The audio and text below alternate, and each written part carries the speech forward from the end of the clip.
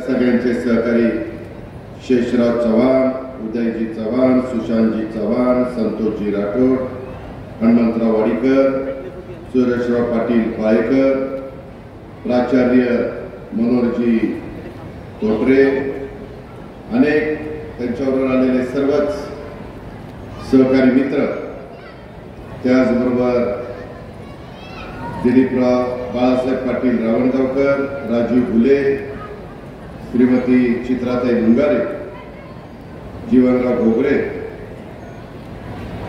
रामदास पाटील सुमाटवानकर, व्यंकटराव पाटील भोजेगावकर, मोहम्मद खान पठाण, वैशालीताई चव्हाण, स्वप्नीलजी चव्हाण, प्रवीण पाटील चिखलीकर, वसंतराव सुगावे, Ashok Patil मुगावकर, Shivraj Patil Hotalkar, Mukteshwar धोंगे, Madhav Pawde, सुशांतरी Chavan, Uttamrao Sonkamble, advocate Bhausaheb गोरटेकर, Sunil Nanavate, doctor विक्रम देशमुख, बाबूराव पाटील कदम बिल्लारीकर, कन्हैया कदम, राहुल अंबर्डे, शिवचरण डांगे, अनिकेत राजूरकर, पंकज देशमुख, सुरजीत सिंग जी, दिगंबर कोरबा, बालाजी शिंदे, स्वप्नील इंगळे, उपस्थित सर्व माझ्या नांदेड जिल्ह्यातील परिसरातील जमलेले बंधू भगिनी, मुखेड, देगलूर आणि या सगळ्या भागातून आलेले माझे सहकारी, पक्ष प्रवेश केलेले सर्व मान्यवर, सुरुवातीला सर्व पत्रकार मित्र, माझ्या लाडक्या बहिणी, बंधू भगिनींनो आणि माझ्या तरुण मित्रांनो, उशीर झाला त्याबद्दल सुरुवातीला दिलगिरी व्यक्त करतो, कारण मुळातच मी आणि माझे सहकारी 1.5 तास उशिरानं भर दुपारची वेळ आहे, सगळ्यांची थोडीशी अडचण झाली, त्याबद्दल दिलगिरी व्यक्त करतो.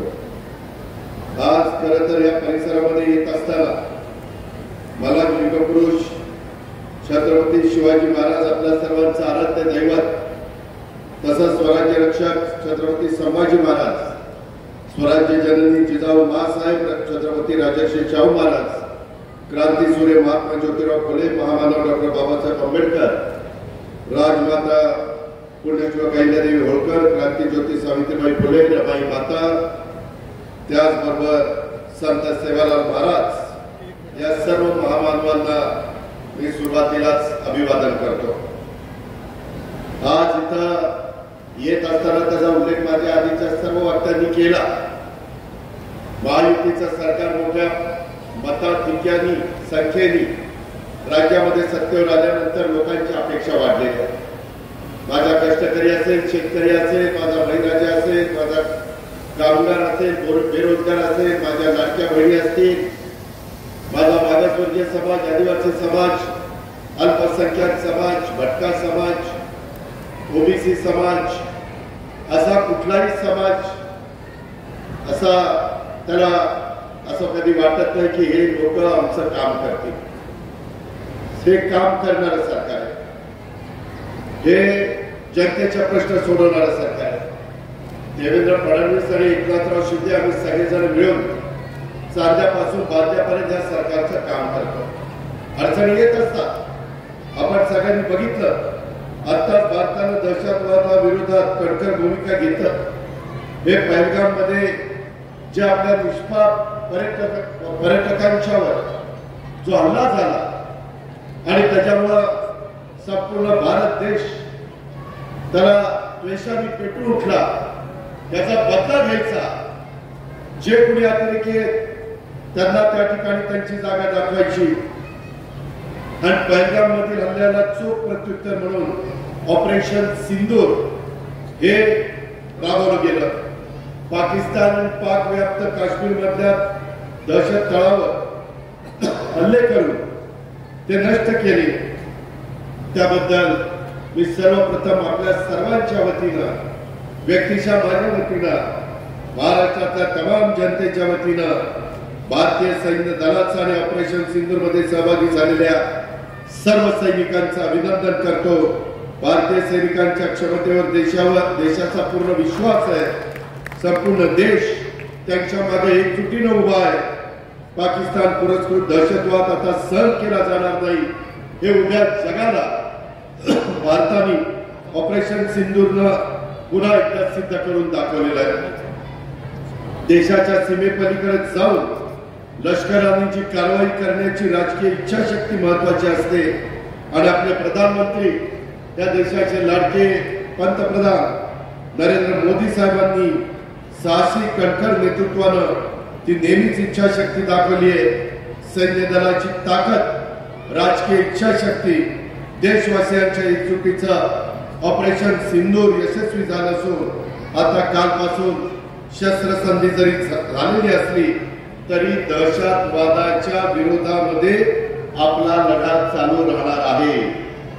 कुठल्याही आपल्या भागामध्ये जर कोणी अतिरेक्यांनी दहशतवाद निर्माण केला तर त्याला जशास तसं उत्तर देण्याचं काम आणि त्यांना वर पाठवण्याचं काम त्या ठिकाणी केल्याशिवाय आपलं सैन्य दल गप्प बसणार नाही, हा देखील विश्वास मी आज आपल्या सर्वांच्या साक्षीने या ठिकाणी व्यक्त करतो.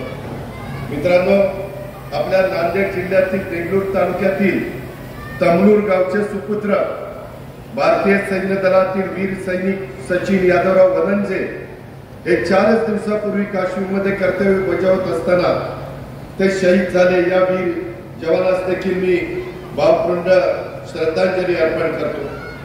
मित्रांनो, आपल्याला बऱ्याच जणांना माहिती असेल सेवारत सैनिक सचिन वनजे हे 6 महार रेजिमेंट मध्ये 2017 साली सेवारत झाले आणि सध्या ते जम्मू आणि काश्मीरमध्ये तंगदार येथे कार्यालयात काम कार्यरत होते. शहीद जवान हे देगलूर तालुक्यातील तमलूर येथील रहिवासी.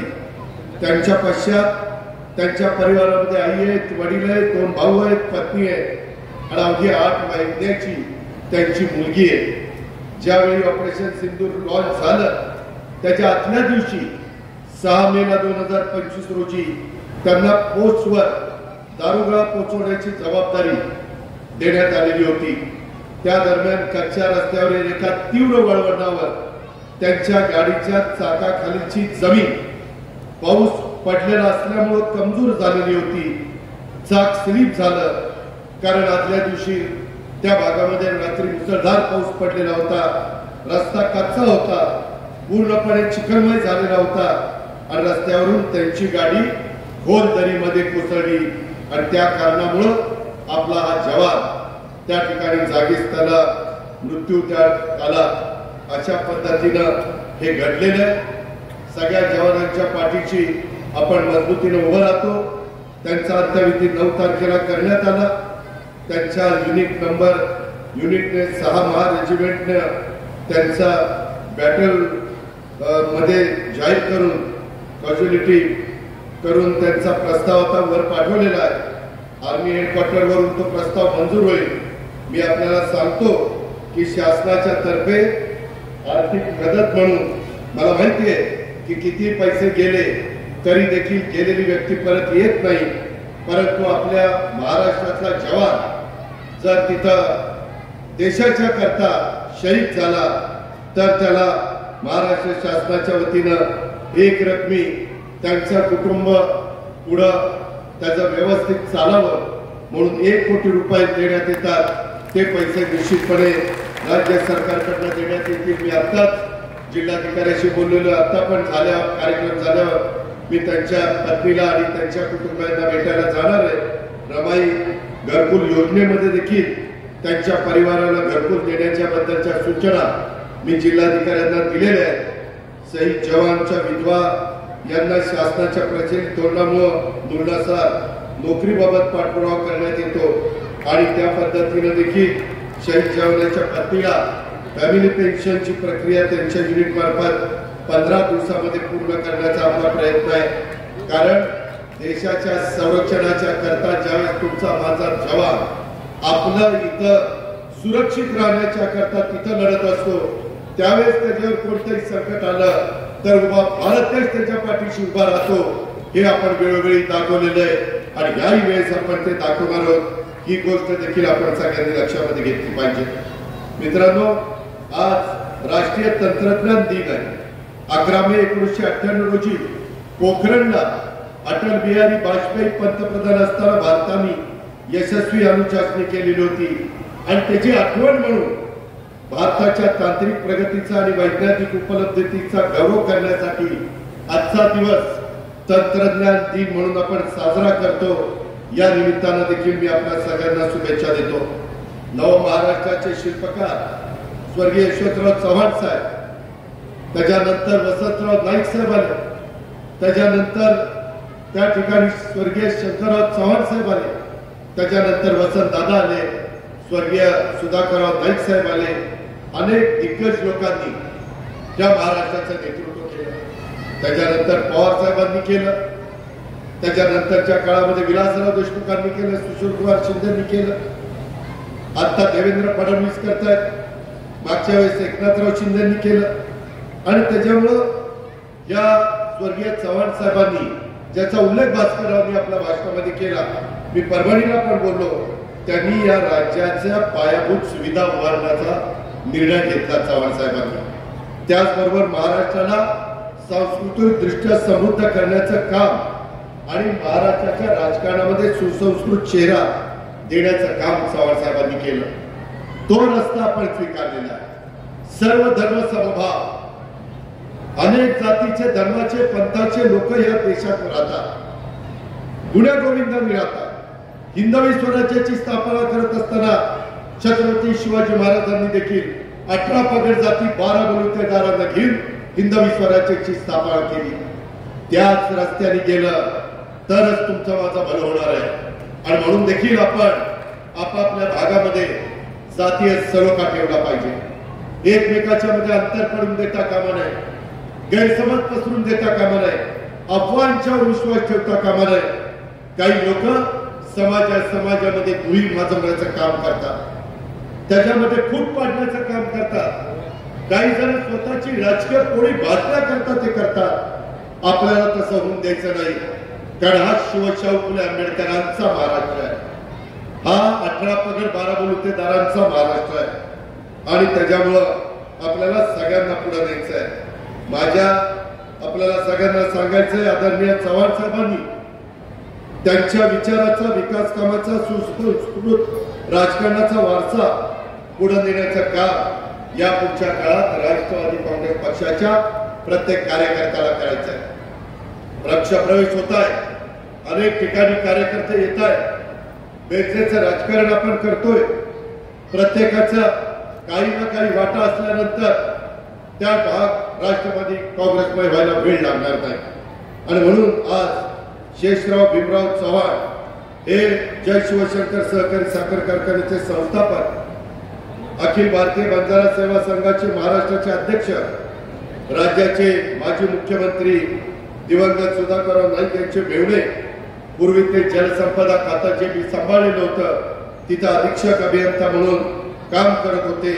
स्वेच्छानिवृत्तीनंतर ते राजकारणात आले, त्यांनी भारतीय राष्ट्रीय काँग्रेस पक्षामध्ये देखील काम केलेलं आपण सगळ्यांनी पाहिलेलं आहे। ते कैलासवासी बाबासाहेब नाईक यांच्या सर्वात लहान कन्या, ज्या या गावच्या सरपंच सुरेखाताई यांच्यासोबत वर्षा बंगल्यावर त्यांची एंगेजमेंट करून दिलेली होती। तेव्हापासून नाईक आणि चव्हाण परिवाराचे ऋणात बंद आहे। सत्यशे शेषरावजी हे आपल्या इथं काम करत असताना ते मनोहरराव नाईकांचे भाऊजे, त्यामुळे नाईक घराण्याचा प्रभाव निश्चितपणे शेषराव चव्हाण यांच्यावर पडलेला आहे। शेषराव चव्हाण यांनी या भागातल्या शेतकऱ्यांच्या करता हातोहात प्रयत्न केले। त्यांनी गजानन फर्टिलायझरचा कारखाना MIDC नांदेडमध्ये स्थापन केला। वसंत शिक्षण संस्था, शिक्षण प्रसारक मंडळ या शिक्षण संस्थेच्या माध्यमातून हजारो मुला मुलींना त्या ठिकाणी शिक्षण देण्याचं काम ते करतायत। या संस्थेच्या माध्यमातून प्रशासकीय अधिकारी घडवण्याचं कार्य देखील ते करतायत। त्यांनी आयुष्यामध्ये कुठलंही पद त्या ठिकाणी घेतलेलं नाहीये आणि त्यांना पद पण मिळालं नाही म्हणून ते नाराज झाले नाही। त्यांनी एक गोष्ट मला आठवतंय की सुधाकरराव नाईक मुख्यमंत्री असताना साखर कारखाना स्थापन ज्यावेळेस केला त्यावेळेस आदरणीय पवार साहेब यांच्यासोबत चर्चा झालेली होती आणि आगामी 2-3 महिन्यानंतर त्यांना विधान परिषदेमध्ये रिक्त जागेवर घ्यायचं ठरवलेलं होतं, परंतु त्याच्याकरता त्यांनी शासकीय पदाचा राजीनामा दिला। पण विधान परिषदेचा विचार केला जाणार असं ठरलं होतं, पण अचानक सुधाकर नाईक आपल्यातनं निघून गेले आणि तो विषय तिथंच त्या ठिकाणी थांबला. परंतु तरी देखील शेषरावांनी कधी आपलं काम सोडलं नाही आणि त्याच्यामुळं आता शेषराव तुम्ही माझ्याकडे आर्ट सायन्स कॉमर्स कॉलेजच्या इमारतीचं उद्घाटन करून घेतलं. आमचा इंद्रनील इथं बसलाय, तो हायर अँड टेक्निकल खात्याचा राज्यमंत्री. इंद्रनील, मला तुला सांगायचं हे कॉलेज जुनं आहे. मला मुंबईत गेल्यानंतर ह्याचा प्रस्ताव दाखव. कशामुळे यांना ग्रँट मिळाली नाही ते मला सांग. जर समाजातल्या गरीब मुलांना मुलींना शिकवण्याचं काम प्रतिकूल परिस्थितीमध्ये नाही तर त्या पद्धतीनं काही ठिकाणी अनुकूल परिस्थिती असतील तर प्रतिकूल परिस्थिती आहे, अशात काम करणं अवघड असतं.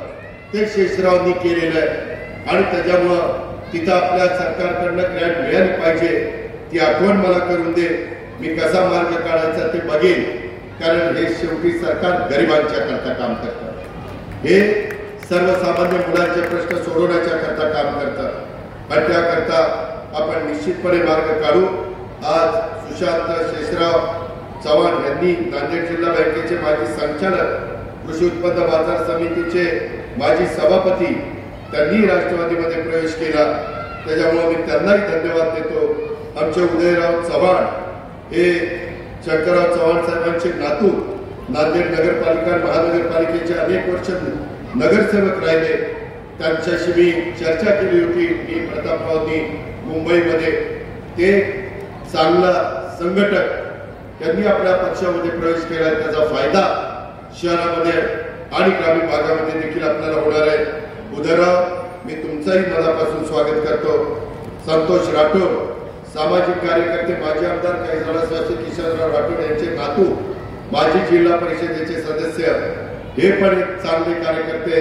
आज ज्या ज्या कार्यकर्त्यांनी प्रवेश केलाय, उद्याच्या येणाऱ्या स्थानिक स्वराज्य संस्थांच्या निवडणुकीच्या निमित्तानं जिल्हा परिषद, तालुका पंचायत, नगरपालिका, महानगरपालिका यामध्ये आपल्याला नवीन कार्यकर्त्यांना संधी द्यायची.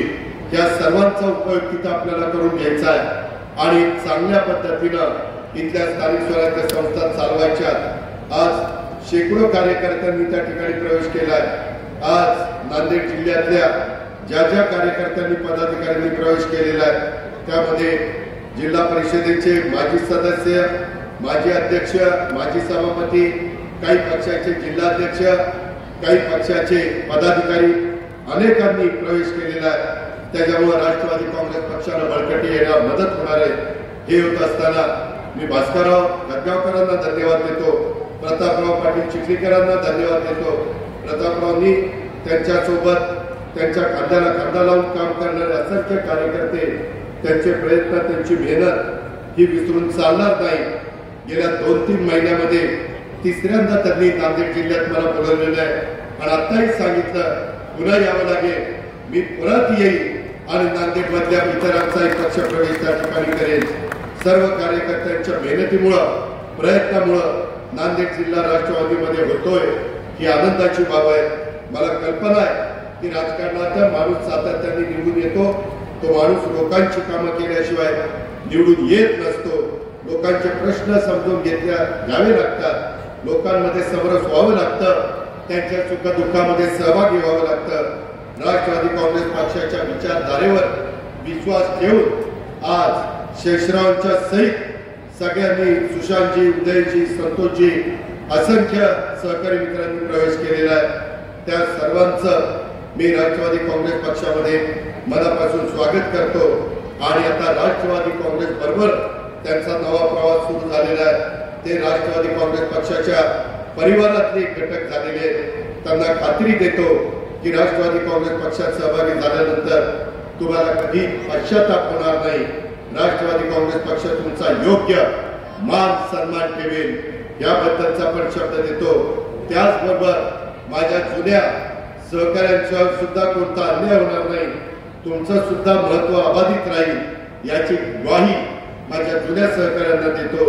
आणि जुन्या नव्यांची चांगल्या प्रकारची मोड बांधून आपल्याला आता इथून पुढे काम करायचं आहे. महाराष्ट्राच्या विकासात पक्ष बांधणीचं काम देखील महत्वाचं करायचं आहे आणि 4 महिन्यांनी बघता बघता निवडणुका येणार आहेत. त्याची तयारी सभासद दोन्हीची आणि आपल्या पक्षाची विचारधारा लोकांच्या पर्यंत पोहोचवण्याची आपल्याला त्या बाबतीमध्ये करायची, झपाटून काम करायचंय, तरच स्थानिक स्वराज्य संस्थांमध्ये मोठे यश हे आपल्याला मिळू शकतं। आता महाराष्ट्र थांबणार नाही, विकास आता लांबणार नाही, ही भूमिका घेऊन आपण सगळेजण पुढे चाललोय। आज अनेक काही महत्वाच्या विषयाच्या बद्दलची चर्चा झाली, त्याच्यामध्ये लेंडी प्रकल्प जो 1986 साली 39 वर्षापूर्वी चव्हाण साहेबांनी त्याचं भूमिपूजन केलं, त्याच्यामध्ये भास्कररावांनी पाठपुरावा केला, प्रतापराव चिखलीकरांनी पाठपुरावा केला, आज आम्हाला त्याला यश मिळालं, गॉड्स फिलिंगचं काम सुरू झालंय। पण मला काहींनी निवेदन पण दिलेलं आहे, काही माझ्या सहकारी मित्रांनी गंगाधर भेंडेगावकर किंवा आमचे राजू पाटील रावणगावकर किंवा आमच्या काही महिला भगिनी अशा अनेकांनी मला निवेदन दिलेले आहे। संघर्ष समिती लेंडी प्रकल्प आणि बाकीचे आमचे ओबीसीचे संघटक सगळ्यांनी, त्याच्यामध्ये मी आपल्याला सांगतो की तुम्हाला कुठेही अडचण येऊन देणार नाही। येताना सर्किट हाऊसला प्रतापरावांनी मला आठवण करून दिली, मी जिल्हाधिकारी तिथे चर्चा केली, आम्ही गॉड फिलिंग सुरू केलं, तरी त्या बाबतीमध्ये तुमचे जे मूलभूत प्रश्न आहेत, मूलभूत जो तुमचा हक्क आहे, तो हक्क तुम्हाला मिळाला पाहिजे याबद्दल दुमत असायचं कारण नाही। मी राज्याचा अर्थमंत्री आहे, तुम्ही त्याच्यामध्ये काळजी करू नका, मी वेळ पडली तर देवेंद्रजींशी बोलीन, या खात्याचे मंत्री आमचे राधाकृष्ण विखे पाटलांशी बोलीन, आणि त्यामध्ये तुम्हाला नाही इथं हे गिरीश महाजन कोण आहे, विखे पाटील असो किंवा गिरीश महाजन असो, जे कुणी असतील त्यांच्याशी बोली, त्याच्यातनं तुम्हाला मदत करीन।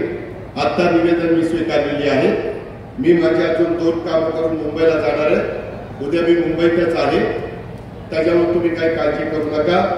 मगाशी मनेरच्या बाबतीमध्ये देखील लाईनिंगच्या बद्दल स्वतः प्रतापराव आग्रह करताय, आता भास्कररावांनी पण सांगितलेलं आहे, त्यामध्ये देखील मी मीटिंग लावलेली आहे, याच महिन्यामध्ये मी त्याच्याबद्दलची बैठक घेतोय, आणि अनेक वर्ष हा 2 राज्याचा आंतरराज्य प्रकल्प आहे, माझ्या मुखेड देगलूरला मदत करणारा, आणि कुठल्याही भागामध्ये पाणी आल्याशिवाय, धरणाचं पाणी मिळाल्याशिवाय त्या प्रश्न मार्गी लागत नाही, पण पुनर्वसनाचा प्रश्न सुटला नसल्यानं कामाला विलंब राहिला। लेंडी धरणाचं काम माझ्या हयातीत पूर्ण व्हावं असं अनेकांना वाटत होतं, आता त्या रखडलेल्या लेंडी आंतरराज्य प्रकल्पाचं गळभरणीमुळं देगलूर मुखेड तालुक्यातल्या 40,000 एकराला पाणी मिळणार आहे, आणि पाणी आल्यानंतर इथला शेतकरी सुजलाम सुफलाम झाल्याशिवाय राहणार नाही। अनेक वर्षाचं स्वप्न, कधी कधी काही गोष्टीला नारळ फोडल्यानंतर 40-40 वर्ष जातात, हे एक प्रकारे थोडस आमचं अपयशच आहे, परंतु त्याच्यातून आपण मार्ग काढू, तुम्हाला सगळ्यांना न्याय देऊ, तुम्हाला कुठेही अडचण येऊन देणार नाही। त्याचबरोबर कोकणातील उल्हास आणि वैतरणा नद्यांच्या खोऱ्यातलं 54 TMC पाणी आपण गोदावरी खोऱ्यात आणतोय, यातून मराठवाड्याला 2,40,000 हेक्टर क्षेत्राला पाणी देण्याचं सर्वेक्षण अन्वेषणाचं काम आपण सुरू केलेलं आहे। गोदावरी खोरं पुनर्भरण आणि मराठवाडा ग्रीन हे महत्वाचे प्रकल्प आपण आंतरराष्ट्रीय वित्तीय संस्थांच्या सहाय्याने राबवतोय, त्याला सध्या 37,768 कोटी रुपये लागत आहेत, ते पण आम्ही उपलब्ध करून देणार आहोत, त्याबद्दल आपण काही काळजी करू नका। एकंदरीतच आपल्याला काम करत असताना या सर्व घटकाला न्याय देण्याचं काम त्या ठिकाणी करायचंय, याची जाणीव आपण सगळ्यांनी ठेवा। इतर पण अनेक निवेदनं आज दिलेली आहेत, तिथं लाडक्या बहिणी बसल्या, मला त्यांना सांगायचंय, कधी कधी आमच्याबद्दल गैरसमज विरोधक पसरवतात। लाडकी बहीण आम्ही दर महिन्याला तुम्हाला 1,500 रुपये देतो, त्याच्यामध्ये मी राज्याचा अर्थमंत्री म्हणून सांगतो, तुमचे जे लाभार्थी माझ्या लाडक्या बहिणी त्या योजनेमध्ये बसतात, त्यांना ही योजना कदापि आम्ही बंद करणार नाही, ती आमच्या लाडक्या बहिणींच्या करता तुम्हाला त्याच्यातनं मदत होते। उलट आम्ही त्याच्यात नवीन प्रस्ताव आणलेला आहे, काही बँका पुढे आणलेल्या आहेत, नांदेड जिल्हा बँकेशी पण मी बोली, काही जिल्हा मध्यवर्ती सहकारी बँका चांगल्या आहेत तिथं आमचे दर महिन्याला 1,500 रुपये त्या भगिनीला जातात. त्याच्याऐवजी त्या भगिनीला त्यांनी 30 ते 40 हजार रुपये द्यायचे आणि हप्ता त्याच्यातनं त्यांचा जाईल. 40-50 हजार रुपयाचं भांडवल जर तिला झालं तर त्याच्यातनं ती माझी बहीण काही ना काही स्वतःचा व्यवसाय करू शकेल आणि त्याच्यातनं स्वतःचं कुटुंब ती उभं करू शकेल. हे होऊ शकतं. महाराष्ट्रात काही बहिणींनी केलंय. मला माझ्या नांदेडच्या, मला माझ्या चव्हाणवाडीच्या परिसरातल्या बहिणींना सांगायचं आहे, तुम्ही पण त्या गोष्टीचा विचार करा. मी माझ्या सगळ्या कार्यकर्त्यांना, आमदारांना, माझ्या आमदारांना, पदाधिकाऱ्यांना, माझ्या महिला भगिनींना पण सांगणार आहे की ती कशी योजना आहे. शेवटी किती सांगून प्रश्न सुटत नाही. त्याकरता काही कार्यक्रम द्यावा लागतो आणि तशा पद्धतीचा कार्यक्रम आम्ही लोकांनी दिलेला आहे. त्याचं स्वागत करून आपण त्याचा फायदा घेतला पाहिजे अशा प्रकारची माझी आपल्याला सगळ्यांना विनंती आहे. त्याच्यावर लेंडी प्रकल्पाच्या बद्दल तुमच्या मनात काही शंका कुशंका असतील तर त्याच्याबद्दल आपण काळजी करू नका. वेळ पडली तर मी वेगळी त्याची बैठक देखील घेईन, पण तुम्हाला वाऱ्यावर सोडणार नाही. तुम्ही शेतकरी आहे, मी पण शेतकरी आहे. शेतकरी ही तुमची माझी जात आहे. शेतकऱ्याला, बळीराजाला केव्हाही कुठल्याही संकटात हे राज्य सरकार काही कमी पडू देणार नाही याबद्दलची पण खात्री मी आपल्या सर्वांना या निमित्तानं देतो. आता जरी काल युद्ध थांबलेलं असलं तरी भारताने ठरवलेलं आहे दहशतवाद विरोधामध्ये कारवाई भारताची थांबणार नाही. आम्ही कुणाच्या नादी लागत नाही. पण आमच्याकडे येऊन जर कोणी काही वेडवाकडे करण्याचा प्रयत्न केला, निष्पाप लोकांच्यावर हल्ले करण्याचा प्रयत्न केला, त्यांना तिथं त्रास देण्याचा प्रयत्न केला तर भारत आणि भारताचं सैन्य आणि भारताचे पंतप्रधान आणि भारताची राजकीय इच्छाशक्ती ही कदापि कुठल्याही अतिरेक्यांच्या कारवाया सहन करणार नाही. त्याचा बदला आम्ही घेतल्याशिवाय गप्प बसणार नाही म्हणजे नाही. ही गोष्ट देखील आपण सगळ्यांनी या निमित्तानं लक्षामध्ये घेतली पाहिजे. आज अनेक गोष्टी बाकीच्या पण त्या बाबतीमध्ये बोलण्यासारख्या आहेत, परंतु मी आपल्याला एवढंच सांगेन की सध्या हवामान खात्याने अंदाज व्यक्त केलेला आहे. आपण यंदा AI म्हणजे कृत्रिम बुद्धिमत्ता याचं नवीन तंत्रज्ञान कृषी क्षेत्रामध्ये आणतोय. आमचा सगळ्यांचा प्रयत्न चाललेला आहे. यंदा बजेटमध्ये 500 कोटी रुपये आपण तरतूद केलेली आहे. सोयाबीन, कापूस, ऊस, त्याच्यामध्ये मका, त्याच्यामध्ये धान म्हणजे काही जण त्याला भात म्हणतात, तो अशा कांदा, अशा वेगवेगळ्या पिकाचा समावेश आहे. आपल्या भागामध्ये